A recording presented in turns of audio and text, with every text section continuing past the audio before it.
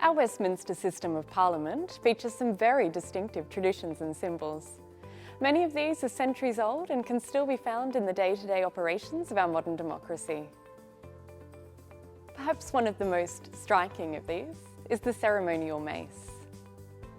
In Victoria's Legislative Assembly and in other parliaments around the world, the mace is an ornamental and highly decorated symbol of authority.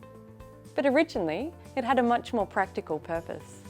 The medieval mace became popular as a weapon of war in the 12th century and was introduced into Parliament as a form of protection for the Speaker. It was carried by the Sergeant-at-Arms, who was responsible for the security in the chamber and maintaining order in the public galleries. It's likely that the mace was last used as an actual weapon during the reign of Queen Elizabeth I, but today the Sergeant-at-Arms has many of the same responsibilities and still carries the mace when leading the Speaker into a sitting of Parliament. It's placed on the table of the Assembly to signify that Parliament is in session. Victoria's first mace was introduced in 1857 and is made of wood with a thin layer of gold leaf. When you compare it to the elaborate ceremonial maces used in other parts of the world, and even against our current mace, it's a relatively humble artefact. However, its value and its significance lies in the role it's played in our state's history and the history of our country. Before Canberra was founded as our capital, Melbourne was home to the Federal Parliament, and this mace was used in Australia's House of Representatives from 1901.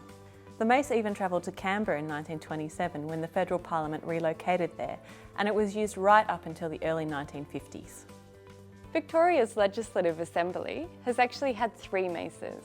In 1866, a more elegant and ornate gold and silver mace replaced the original wooden mace.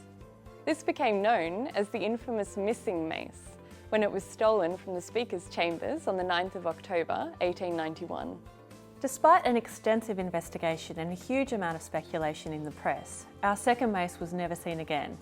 Even as recently as 2001, a reward for information leading to its discovery was increased to $50,000.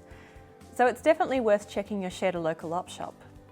Today, Victoria's first mace, and the first mace of our Commonwealth Parliament, takes pride of place in the Parliamentary Library. It's just one of the many artefacts from our state's history that you can find when you come and visit us here at the Parliament of Victoria.